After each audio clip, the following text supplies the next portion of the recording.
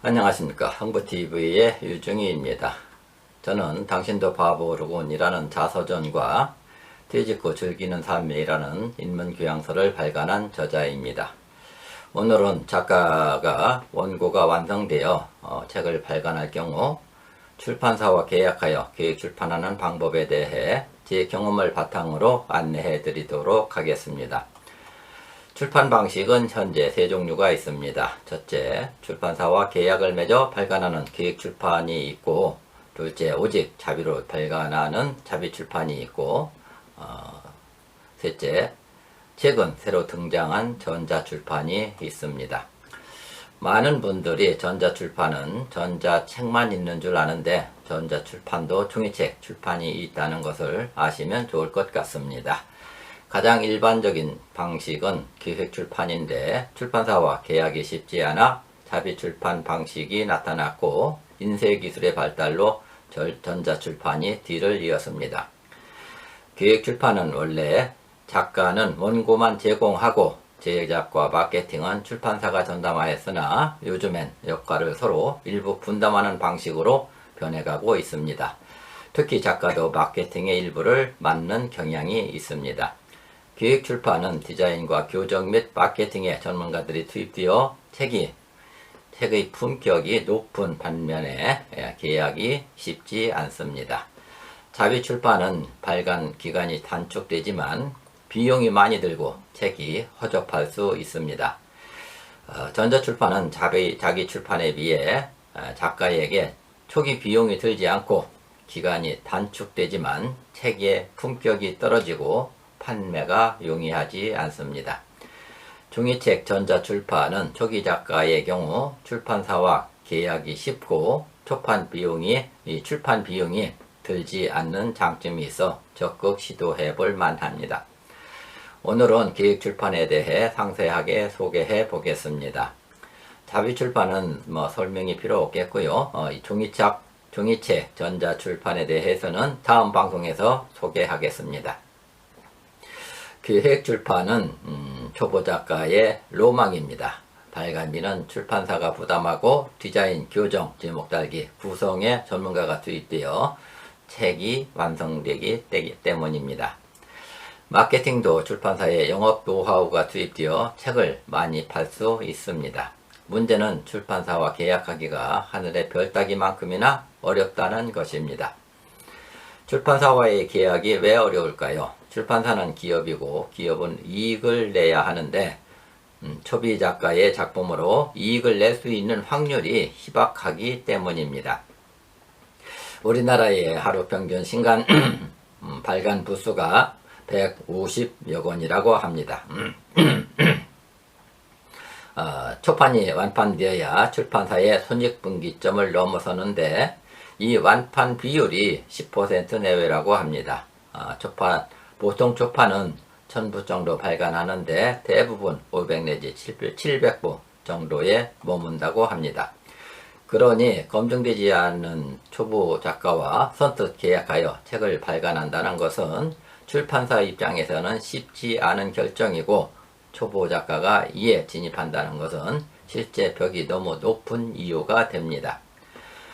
출판사가 이렇게 하면서도 초보 작가와 계약을 하는 것은 그 중에서 베스트 작가가 나타날 수 있는 가능성을 보고 또한 신진 작가를 발굴하여 육성해야 한다는 출판사의 사명감이 있기 때문이라고 보여집니다. 초보 작가가 출판사와 계약할 수 있는 확률은 1% 내외이고 심지어는 0.1%라는 말도 있습니다. 0.1%는 1000명이 도전하여 1명 정도 성사되는 정도로 좁은 문이라는 의미입니다.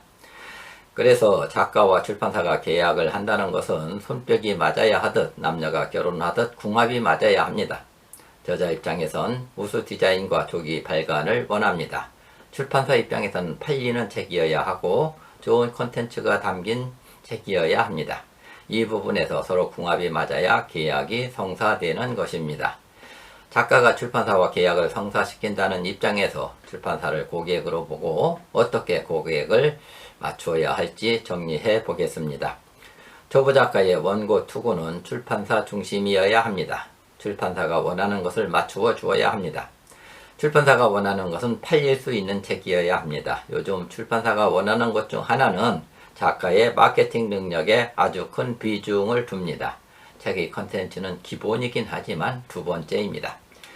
작가의 마케팅 능력이란 강의를 하는 사람인지 유튜버인지 블로그, 카페, 밴드를 포함하여 SNS 활동으로 계약을 성사시키는 중요한 요소입니다.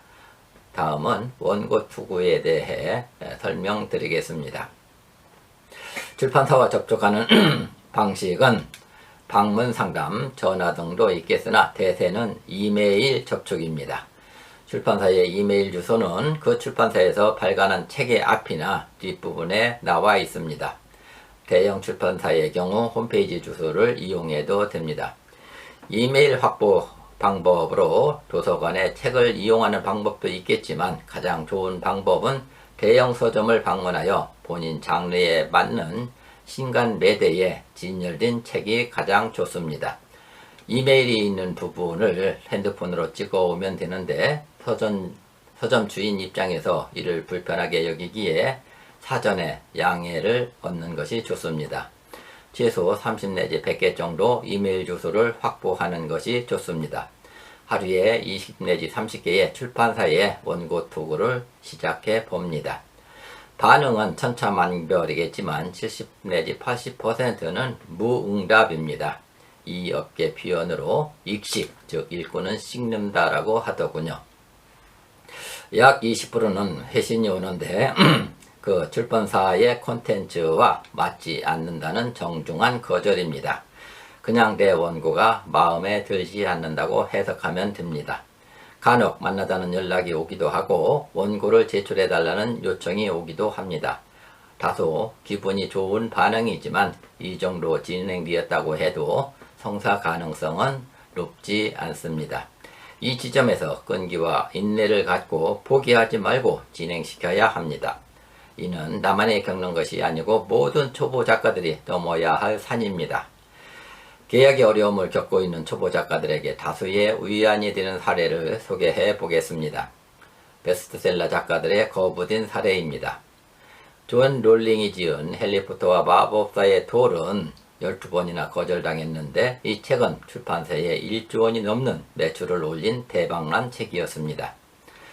노벨 문학상을 탄 윌리엄 골딩이 지은 파리 대왕은 20번이나 거절당했습니다. 우리가 잘 아는 안내의 일기도 15번 거절당했다고 합니다. 영국의 소설가 존 크루제는 543권에 달하는 많은 작품을 발표했지만 첫 작품이 출판되기까지 753통의 편지를 출판사의 쓰레기통에 배달하였다고 합니다. 출판사도 이렇게 옥석을 모르는 실수를 한다고 하니 초보 작가분들은 원고의 컨텐츠만 좋다면 너무 실망하지 말고 접촉을 계속해 보시기 바랍니다.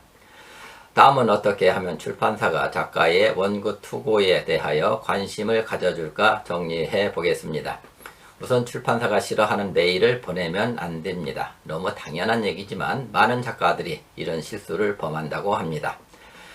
출판사가 싫어하는 메일이란 수신처에 여러 출판사를 기입하여 동시에 보내는 것입니다. 심지어는 다른 출판사 이름을 적어서 보내는 경우도 있다고 합니다.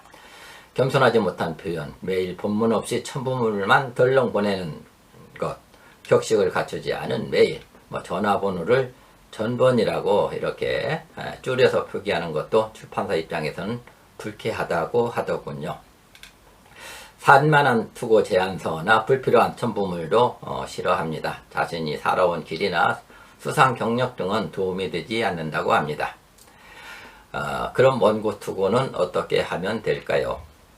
A4 용지로 1 내지 2페이지 정도가 적당합니다. 구성 내용으로는 가제 및 부제, 그리고 계획 의도, 자신의 프로필, 예상 원고 내용으로 보통 목차만 보내도 되는데 원고 전문을 보낼 것인지는 작가가 선택할 문제입니다. 타켓 독자는 누구인지, 경쟁 교서의 차별성은 무엇인지, 그리고 자신의 마케팅 전략은 무엇인지 적어주는 게 좋습니다.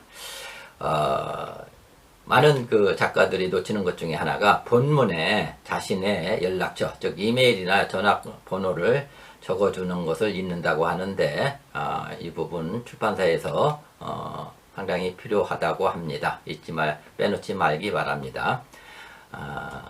그리고 이 작가의 마케팅 능력이란 강사 경력이 매우 유리합니다. 유튜브 활동도 좋고요. 블로그, 카페, 밴드 활동, 카톡, 인스타그램, 페이스북 등의 활동 범위를 밝히는 것도 좋습니다. 첨부물은 잠시 이미 말씀드렸습니다만은 목차, 원고, 견본 원고 4개 내지 5편 정도, 물론 당연히 자신이 가장 잘 썼다고 하는 거 선택해서 보내면 되겠죠. 너무 많은 것을 첨부하지 말고 저서와 무관한 수상 경력 등은 불필요합니다. 저희 첫 원고는 출판사와 계약을 성사시킨 사례를 소개하면서 오늘의 이야기는 마무리해 볼까 합니다. 제가 평소 알고 지내던 출판사는 단 한 곳도 없었습니다. 그런데 약 10년 전에 제 원고 한 꼭지가 다른 책에 실린 기억이 있어 그것을 근거로 그 출판사를 방문하여 상담하였으나 컨텐츠가 맞지 않는다며 정중히 거절당했습니다. 두 번째, 도서관에서 확보된 이메일로 30여 출판사에 발송해 봤습니다. 8군데에서는 이메일이 전달도 되지 않고 반송되었습니다. 그만큼 출판사도 부침이 많은 것 같습니다. 이는 도서관에서 확보하는 이메일은 최신 것이 아니라는 것이기도 하겠지요. 나머지는 한 군데서 면담 요청이 왔고 두 군데에서는 원고를 보내달라고 요청이 왔습니다. 5군데에서는 정중한 거절이 있었고요. 그 나머지는 일절 회신도 없었습니다. 면담도 있었고 원고 전문을 보냈지만 성사되지는 않았습니다. 그래서 두 번째 다시 시도를 했습니다. 두 번째는 동네 인근 대형 서점을 찾아가 유사 장르 매대의 신간 코너에서 이메일을 확보했습니다. 그랬더니 이메일이 거부되는 일은 없더군요. 20여 군데 출판사를 핸드폰으로 이제 촬영을 하고 있었는데 서점 종사원들이 사진은 찍지 말라고 제재를 하더군요. 그래서 수기로 적든지 서점주에게 사전 양해를 구하면 좋을 것 같습니다. 투고 제안서를 집에 돌아와 투고 제안서를 다시 성의 있게 수정하여 보냈습니다. 1시간 정도 지나니 전화가 왔는데 제 책을 적극 검토해 보겠다고 하더군요. 한 2시간 후 두 번째 전화가 왔는데 출판사에서 직접 방문해서 저와 만나자고 약속을 잡았습니다. 그 다음 날도 또 다른 출판사에서 전화가 걸어와 제 책 발간에 적극적으로 나서겠다고 왔었습니다. 저의 경우는 상당히 쉽게 성사되었다고 보여집니다. 두 번째 전화를 주신 출판사 사장님이 직접 제 집 근처까지 찾아와서 계약이 성사되었습니다. 인세는 10%로 정해졌는데 초보 작가로선 좋은 조건이라고 하더군요. 대신 작가의 마케팅에 적극 참여 제안을 받았습니다. 여러분, 좋은 컨텐츠를 만들어서 포기하지 말고 출판사와 접촉하여 초기 작가의 로망인 기획출판에 성과가 있기를 기원드립니다. 오늘은 초보 작가들의 로망인 출판사와 계약하여 출판하는 기획출판에 대해 소개해 드렸습니다. 다음 방송에서는 독립출판에 대해, 전자출판의 독립출판에 대해 소개해 드리도록 하겠습니다. 여러분의 좋아요와 구독은 저의 고품격 유튜브 활동에 많은 도움이 됩니다. 꾹꾹 눌러주시기 바랍니다. 댓글과 질문은 제가 공부하는 원동력이 되어 적극 환영합니다. 감사합니다.